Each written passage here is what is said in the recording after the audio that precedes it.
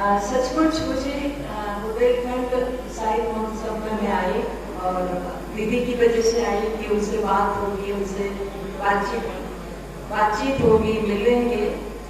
और मुझे ये बिल्कुल पता नहीं था, मैं बिल्कुल जैसे आप उनके प्रशंसक हैं, मैं भी उनकी प्रशंसक हूँ।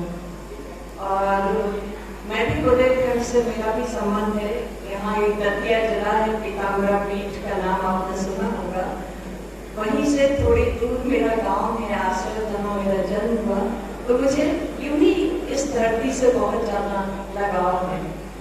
मैं तो सोच रही थी कि सामने दर्शक दीर्घा में बैठकर दीदी को सुनूंगी और जिस तरह से आप लोग बातचीत कर रहे हैं उनसे बातचीत करूंगी, लेकिन विभाग के सभी सदस्यों का स्नेह और प्रेम देखकर मुझे यहाँ बैठना पड़ा। तो ये मैं भी 37 साल कॉलेज में पढ़ाया और जब भी कोई भोपाल में कलाकार आता था, लेखक आते थे, तो हमारे प्रिंसिपल हमेशा कहते थे कि तुम उनको कॉलेज में जरूर लेकर आओ, उनको अपने बच्चों से मिलवाओ और वो जब बातचीत करेंगे तो साहित्य रचने के पीछे की जो संघर्ष यात्रा है, जो उद्देश्य है, जो वो संदेश देना चाहते हैं और इस तरह से वो लेखक बने हैं, हमारे बच्चे जाने और साहित्य के प्रति उनका अनुराग पैदा हो, साहित्य के प्रति वो जुड़े, साहित्य को लिखना सीखे कि एक लेखक बनने की के पीछे की जो कहानी है उसको वो सुने। तो ये बहुत अच्छा, तो यहीं की विद्यार्थी हैं तो आई और यहाँ पर आप सबके साथ रूबरू हुई और आपने देखा कि मैं 2-3 लाइन उनके बारे में कहूंगी कि लेखक के बारे में हमेशा ये कहा जाता है कि वो लिखता कुछ है, जीता कुछ है, लेकिन मैत्री पुष्पा एक ऐसी लेखक है जिनके जीवन में कथनी और कड़ी में कोई अंतर नहीं है। और ये मतलब जो कुछ भी इन्होंने जिया वैसा ही लिखा और जिस समाज को देखा, जिस धरती को देखा, जिस संघर्ष को देखा, वो संघर्ष, वो धरती, वो जमीन, वो बुंदेलखंड, वो सारी की सारी स्त्रियां इनके साहित्य में मिलती हैं।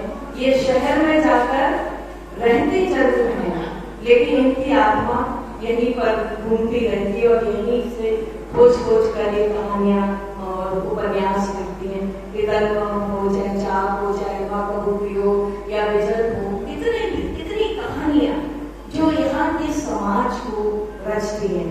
और जहाँ जाती हूँ तो बहुत जगह इनके साथ कहानी पाठ किया या प्रोग्राम है, वहाँ अपनी बेबाकी के लिए मशहूर है, अपने बोलने के लिए मशहूर है।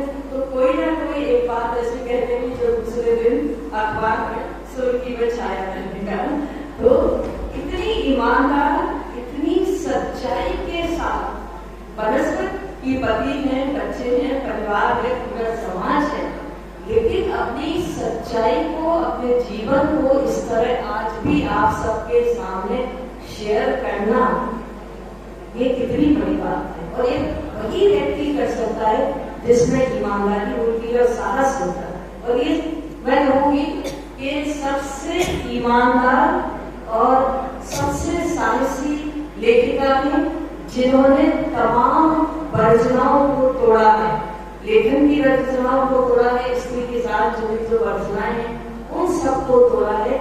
इसलिए मैत्री पुष्पा जैसे ही साहित्य समाज में आई, एक स्टारडम उन्होंने पैदा किया, लेखक का एक स्टारडम उन्होंने पैदा किया और वो जहाँ जाती है उनके आसपास भीड़ लग जाती है, सवाल खड़े हो जाते हैं, लोग उनको घेर लेते हैं, उनसे बातचीत करना चाहते हैं, क्योंकि वो सहज भी बहुत है, बहुत सहज है। वो ऑटो में भी उड़ती कि इतने समय आना, इतने बजे आना, इतने वो करना, बातचीत भी वो बहुत सहज ढंग से करती हैं। तो मैं आपके महाविद्यालय का, हिंदी विभाग का सबको बहुत बधाई देना चाहती हूँ, शुभकामनाएं देना चाहती हूँ कि आपने इस परंपरा को कायम रखा, कि आपके ही कॉलेज में पढ़ी हुई जो पहले छात्र थे, आज देश की ही नहीं विदेश में भी जिनको पढ़ा जाता है, जिनको सराहा जाता है, जिनको पढ़कर बहुत सारे स्त्रियों ने, बहुत सारी लड़कियों ने अपने जीवन में कदम आगे बढ़ाए हैं कुछ बनने के लिए। तो एक इस प्राप्त लेखिका, एक बड़ी लेखिका और बड़ा काम करने वाली जो व्यक्तित्व है, वो उस रूप में आपके कॉलेज में आई और मैं तो उनके साथ आई थी सुनने के लिए, पर इस तरह से आपके साथ शामिल होकर बहुत ही अच्छा लगा।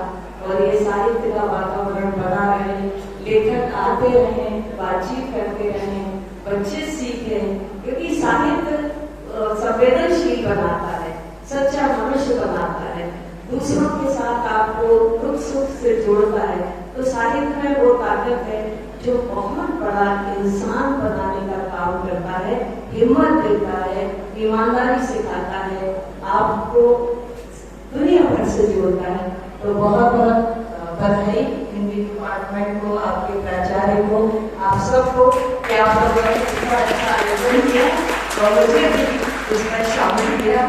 थैंक यू, धन्यवाद।